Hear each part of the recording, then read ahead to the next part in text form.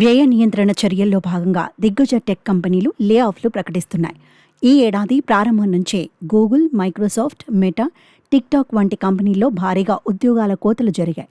Google, meta సహా పలు tech దిగ్గజ కంపెనీలో 2025లో ఇప్పటి వరకు 234 లే ఆఫ్ల ద్వారా 45,656 మంది ఉద్యోగులను తగ్గించుకున్నాయని lay off tracking platform true-up నివేదిక వెల్లడించింది.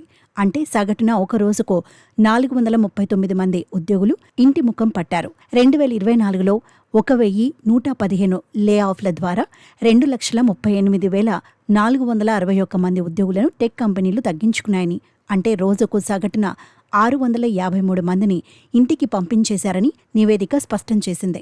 వ్యయాలు తగ్గించుకోవడంతో పాటు పునర్నిర్మాణంలో భాగంగా ఏఐ వంటి సాంకేతికతలకు ప్రాధాన్యం ఇవ్వడానికి వీలుగా ఆయా కంపెనీలు ఉద్యోగుల్ని తగ్గించుకుంటున్నాయని తెలిపింది. ఇక గూగుల్ ఈ ఏడాది మూడోసారి లే ఆఫ్లను ప్రకటించింది. ఆండ్రాయిడ్, పిక్సెల్, క్రోమ్ బ్రౌజర్ను నిర్వహిస్తున్న తన ప్లాట్ఫామ్స్ అండ్ డివైజెస్ యూనిట్లో వందలాది మందికి ఉద్వాసన పలికింది.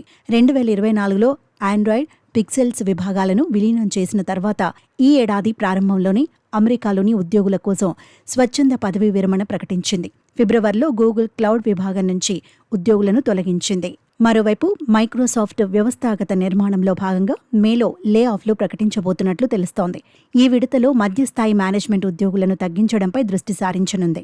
ప్రాజెక్టు బృందాల్లో నాన్ టెక్నికల్ సిబ్బంది కంటే ఇంజనీర్లు ఎక్కువగా ఉండేలా చూసుకోనుంది. చార్లీ బెల్ నేతృత్వం వహిస్తున్న మైక్రోసాఫ్ట్ సెక్యూరిటీ విభాగం ఇంజనీర్ టు ప్రాజెక్ట్ మేనేజర్ నిష్పత్తిని 5:1 నుంచి 10:1కి పెంచుకోవాలనే లక్ష్యంతో ఉందని సమాచారం. ఇక ఫేస్బుక్ మాతృ సంస్థ మెటా ఫిబ్రవరిలో సుమారు 3,600 మంది ఉద్యోగులను తొలగించింది. ప్రపంచవ్యాప్తంగా ఈ సంస్థకు ఉన్న ఉద్యోగుల్లో వీరు 5% సమానం.